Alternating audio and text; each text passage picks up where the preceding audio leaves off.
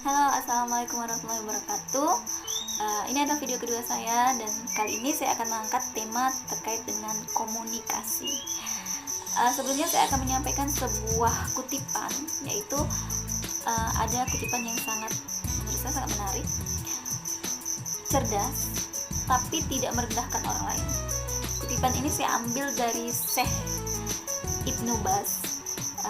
Dia mengungkapkan, menurut Syekh Ibnu Baz, bahwa banyak orang yang cerdas ternyata entah itu disadari atau tidak disadarinya, akibat kecerdasannya tadi mereka malah menjadi zindik. Mereka merendahkan orang lain dan menganggap orang lain itu tidak ada apa-apanya. Ironis ya. Harapannya kita bukan orang seperti itu. Nah, bagaimana sih seseorang bisa tahu?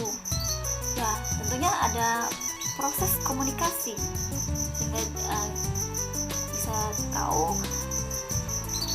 atau bisa merasakan, oh saya ini direndahkan oleh orang lain, oh saya ini dianggap tidak ada apa-apa.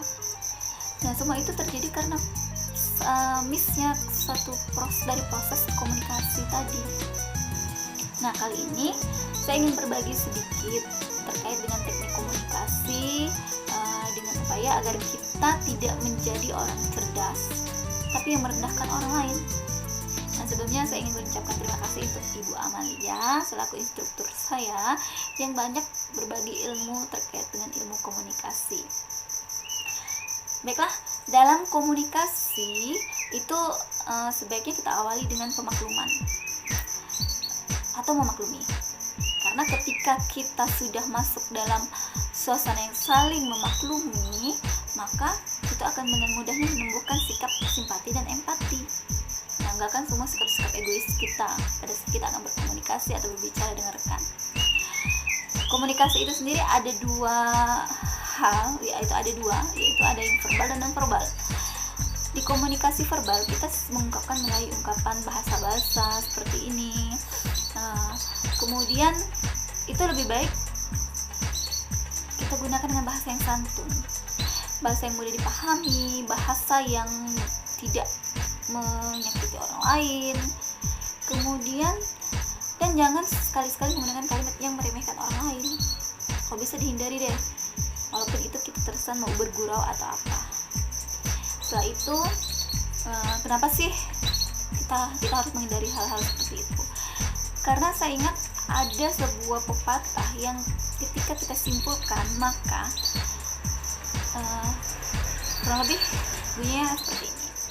Karena luka yang diakibatkan oleh lidah atau ucapan itu akan sangat membekas di sepanjang perjalanan hidup dan diingatan, dan akan menghancurkan suatu hubungan.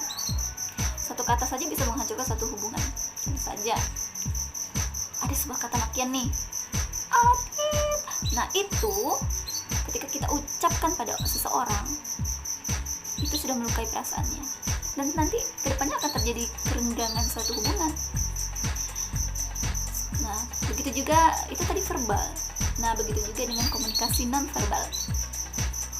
Ketika seseorang sedang berbicara dengan kita, terkadang sadar atau tidak sadar kita melakukan tindakan yang merendahkan orang tersebut, yang merendahkan mereka, buat mereka merasa tidak dihargai. Bagaimana sih? Kok bisa? Nah, kalau nonverbal ini terkait dengan gestur tubuh kita, dengan gaya tubuh kita. Jadi coba deh kita ingat-ingat lagi. Ketika kita berkomunikasi dengan orang lain, entah itu dari diri kita atau orang yang kita ajak bicara, pernah nggak sih ketika kita bicara atau mereka asik bicara, sibuk main gadget kita, sibuk dengan dunia kita sendiri, sedangkan dia sedang bercerita atau sedang meminta tanggapan kita atau curhat, tapi kita sibuk dengan gadget kita, dengan HP kita. Kemudian liatin jam, bahkan terkadang memotong pembicaraan mereka dengan membahas hal lain yang di luar konteks. Saya rasa itu kita pernah lakukan, termasuk saya. Nah, hal-hal seperti ini, seperti tadi yang kita main gadget, ketika kawan kita sedang bicara kita main asik main gadget, atau kita sibuk lihat jam, sedikit lihat jam, ya. Semua itu mencerminkan bahwa kita tidak menghargai mereka. Kita seolah-olah bosan dengan pembicaraan mereka. Sebenarnya mungkin ada perasaan bosan, tapi tolong jangan dimunculkan. Tahan dulu. Karena apa? Hal itu juga termasuk hal-hal yang mencerminkan bahwa kita tidak menghargai apa yang mereka bicarakan. Nah, tindakan-tindakan seperti itu juga dapat merusak atau melukai perasaan mereka. Nah, bagaimana sih kita ingin mengolah suatu komunikasi?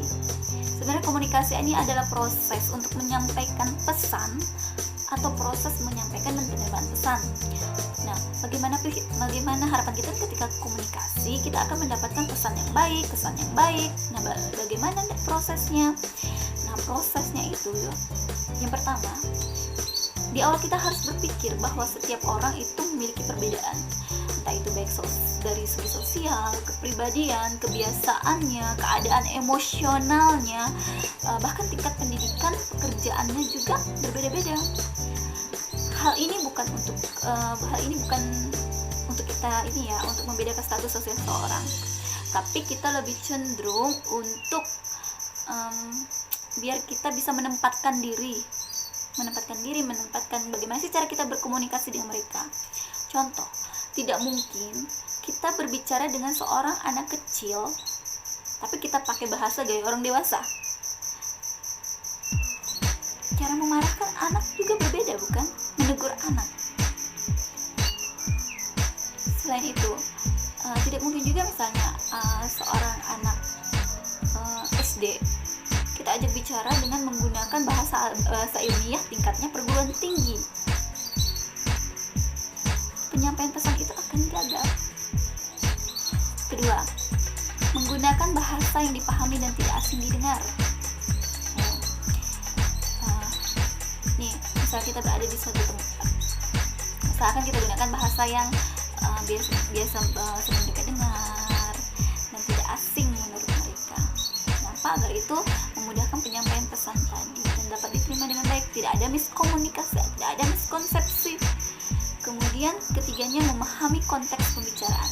Kita harus paham apa sih yang akan dibicarakan, apa sih yang sedang dibicarakan oleh rekan kita, apa sih yang akan kita bicarakan kembali ke dia, konteksnya apa, temanya apa, pokoknya apa. Jangan sampai ketika dia membicarakan A kita nyambungnya B, ketika dia membahas A kita bahas juga B, ini ada bentrokan. Ketika dia membahas A, kita coba memberikan saran, ide yang terkait di lingkup A tadi. Kemudian menciptakan simpati dan empati. Kenapa sih simpati dan empati itu diperlukan? Kalau simpati kawan-kawan mungkin semua tahu. Kalau empati itu kita menempatkan diri kita pada posisi mereka, merasakan sakitnya mereka, merasakan gimana perasaan mereka. Jadi ketika kawan bicara kita bercerita, kita coba kita menanam empati juga. Oh begini ya rasanya, oh begini. Jadi dengan begitu akan tercipta suasana saling memahami satu sama lain, saling memahami antara kedua belah pihak. Kemudian melepaskan sudut pandang pribadi. Kita jangan memaksakan sudut pandang pribadi kita terhadap orang kita diajak bicara tadi. Ini orang kayaknya susah deh, ini orang kayaknya gimana ya. Lepaskan dulu, dengarkan dulu apa yang ingin disampaikan dia. Kemudian memahami stok pengetahuan lawan bicara, itu juga penting. Jadi ketika ternyata yang ada di knowledge-nya dia segitu, kita jangan memaksakan dengan bahasa-bahasa tinggi kita, imbangi. Karena apa? Ketika stok pengetahuannya segitu, kita bicara dengan cara-cara yang meninggi, itu dia merasa akan direndahkan. Dia akan merasa tidak dihargai di situ. Kemudian tidak tergantung pada asumsi pribadi. Jadi jangan sampai kita sekedar menebak saja. Jika hal tersebut kita lakukan, berarti kita tidak berarti itu sudah memaksakan persepsi kita terhadap orang lain. Kemudian untuk lebih agar suatu pesan itu, komunikasi terjalin dengan baik, maka perbanyaklah waktu bersama untuk bercerita. Ketika tidak selesai nih hari ini kita bahas, ntar ya kita bicara lagi, ya besok kapan atau kapan, jalin silaturahmi kita. Kemudian menyimak bukan hanya mendengarkan. Kenapa? Kalau sekedar menyimak dan mendengarkan itu sudah masuk keterampilan berbahasa, kalau kita sudah tahu. Jadi kita lebih banyak menyimak. Ketika melakukan komunikasi, usahakan kita menyimak, tidak hanya mendengarkan. Kemudian terakhirnya, tidak cepat mengambil kesimpulan. Mengapa?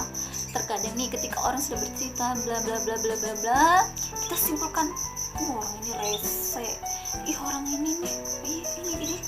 Stop. Jangan dulu kita cepat itu ambil kesimpulan. Ketika dia sudah selesai bicara pun, kita coba kaji, bukan hanya dari satu sumber, cari lagi sumber lain. Begini, maka akan tercipta suatu pemahaman kita terhadap apa sih yang ingin dibicarakan dia.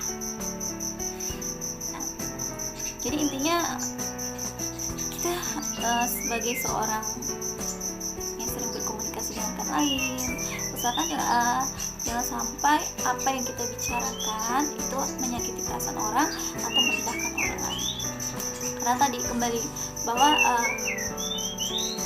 sakit atau tersakiti oleh lidah atau ucapan itu, proses penyembuhannya jauh lebih lama dan sangat membekas di sepanjang ingatan dan di sepanjang perjalanan kehidupan. Jadi ayo mulai sekarang kita jalin komunikasi yang baik dengan saling menanamkan sikap empati dan memaklumi. Assalamualaikum warahmatullahi wabarakatuh.